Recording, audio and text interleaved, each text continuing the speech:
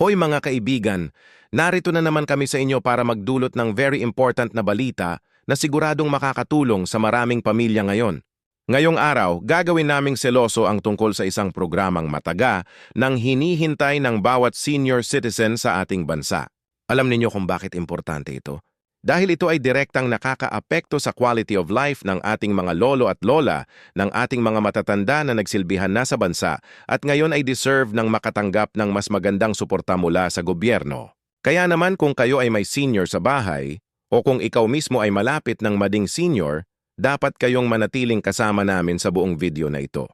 Hindi ito isang ordinaryong balita na pwede ninyong palampasin dahil maraming practical at actionable information ang ibibigay namin sa inyo. Tapos na ang panahon ng pag-aalala kung paano na lang gagastusin ang bills at pang-araw-araw na pangangailangan. Ang video na ito ay magiging gabay ninyo sa lahat ng kailangan ninyong malaman tungkol sa bagong pension program na ito.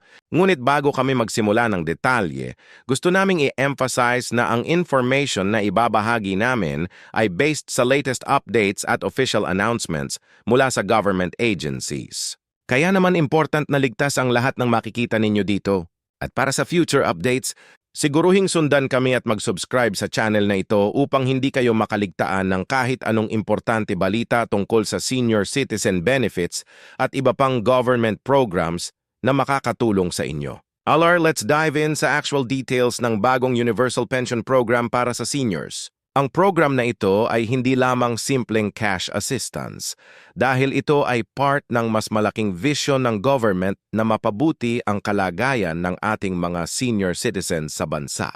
Maraming taon na kasing kilos loob para ito maging reality. At ngayon kami ay excited na ibahagi sa inyo kung ano exactly ang benefits at requirements ng program na ito. Una, dapat ninyong malaman na ang universal pension na ito ay worth per month. Tama ninyo na ba sa Peach 1,000 every single month para sa eligible seniors?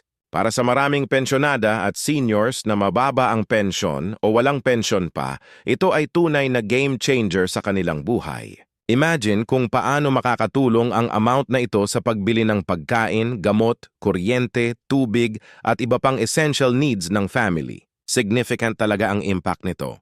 Pero syempre hindi lahat ng seniors ay automatic na makakakuha ng pension na ito. May certain requirements na kailangan ninyong matugunan at yan ang reason kung bakit important na mading detailed ang ating discussion. Kasi kung kayo ay qualified na pero hindi naman ninyo alam, may iwanan kayo ng benefit na deserve ninyo talaga. Kaya please concentrate at listen carefully sa mga requirements na aming isasad. Ang first requirement ay ang age. Dapat kayo ay at least 6 na years old para maging eligible sa Universal Pension Program. Ito ay standard na age limit para sa senior citizen benefits sa Pilipinas. So most likely kung senior na ang edad ninyo, satisfied na ang requirement na ito. Ang second major requirement ay ang citizenship. Dapat kayong Filipino citizen or may permanent residency sa Pilipinas. Ito ay reasonable requirement. Dahil government funds ang source ng pension na ito, ay ang natura na dapat ito ay mapunta sa mga citizens or legal residents ng bansa. Now, dahil ito ay universal pension, ang beauty nito ay nawalang means testing or income limit na specific. Ito ay isa sa pinaka-exciting na aspect ng program na ito dahil hindi na kailangan para i-prove na kayo ay poor o mahirap para makuha ang pension. Kahit may stable income kayo or may business, eligible pa rin kayo. Ito ay truly universal. Meaning lahat ng seniors na nakatutupad ng age at citizenship requirements ay may kakayahang mag-apply at makatanggap ng benefits. Pero may isa pang importante criteria na dapat ninyong alamin. Dapat kayong registered sa sistema ng Unified Registration, SVUC, o sa Philippine Social Security System ni. Ito ay basically para ma-verify ng government na kayo ay legitimate beneficiary at walang duplicate applications. Ang process na ito ay relatively straightforward lang. At sa karamihan ng cases, registered na ang seniors sa mga sistemang ito through their previous employment or existing social security benefits. Ngayon, let's talk about ang application process dahil ito ay crucial part ng journey towards makakuha ng pension na ito. Hindi kayo pwedeng mag-sit back at maghintay lang na mag-drop sa inyo ang pera. Kailangan ninyong gawin ang hakbang at mag-file ng application. Ang magandang balita ay na ang application process ay hindi na sobrang complicated ngayon compared sa dati. Pwede na kayong mag-apply online through the Department of Social Welfare and Development website o pwede ring tumalo personally sa inyong nearest CESV office. Para mag-apply online, kailangan ninyong magkaroon ng government-issued VE. Ito ay pwedeng maging UMID National D, passport, driver's license o kahit anong valid D na recognized ng government.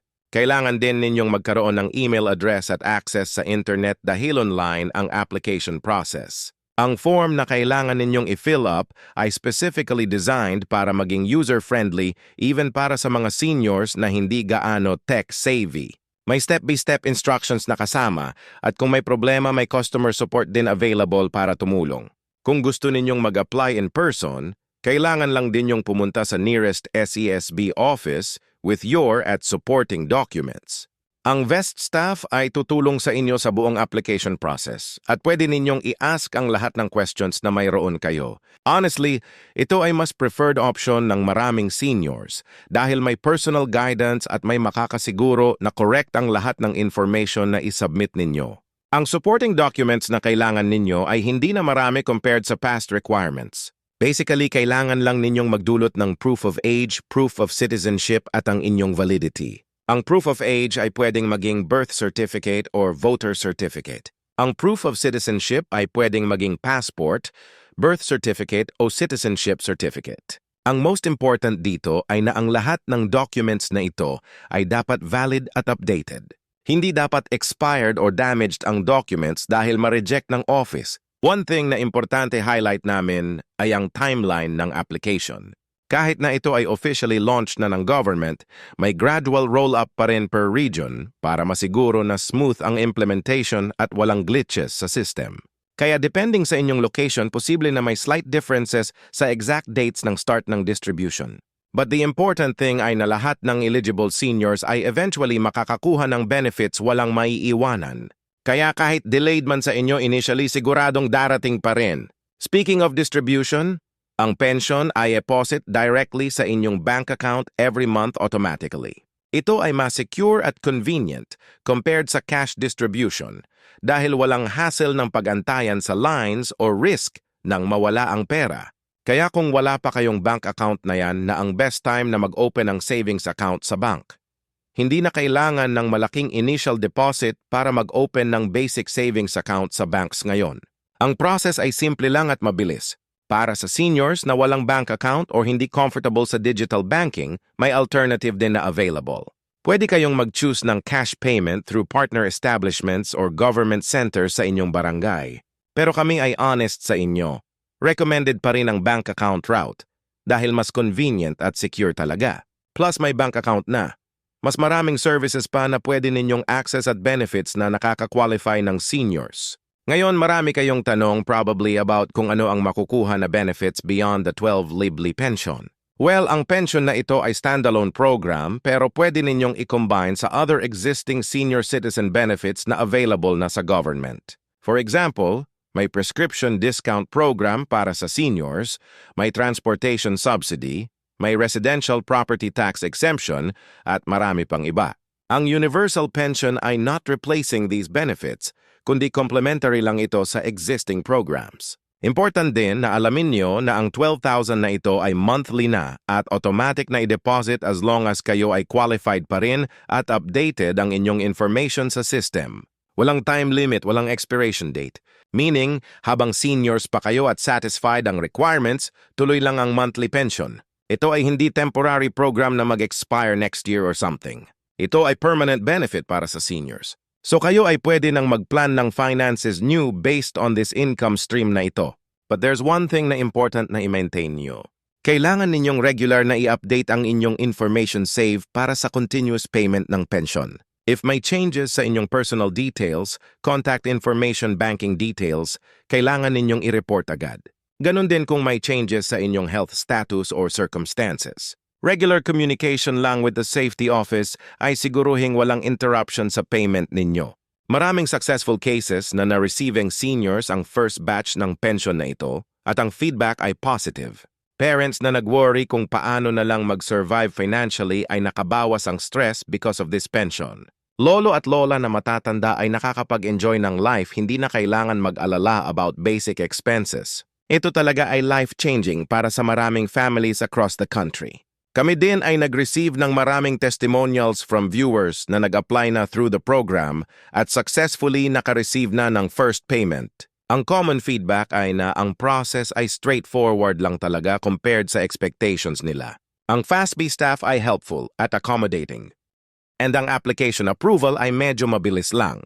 Some beneficiaries ay nag-receive ng approval within 2 weeks while others took a month or so.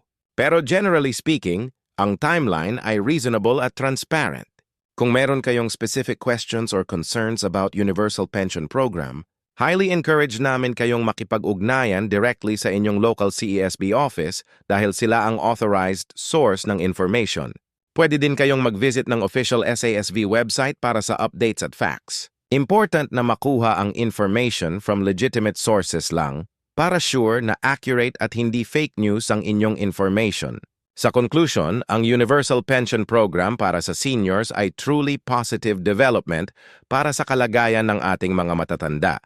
12,000 monthly ay significant amount na makakatulong talaga sa daily living expenses at quality of life ng seniors. Ang requirements ay simple lang.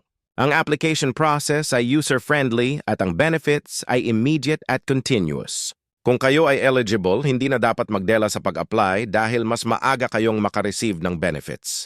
Kung may senior sa family ninyo, ay encourage ninyo sila na mag-apply na ngayon para hindi na sila mag-worry about finances. Salamat sa paniging engaged sa discussion. Kami ay nag-appreciate ng inyong time at attention, especially sa importante topic na ito. Kung meron pa kayong questions or additional information na gusto ninyong i-share, mag-comment lang below at sagutin namin kayo.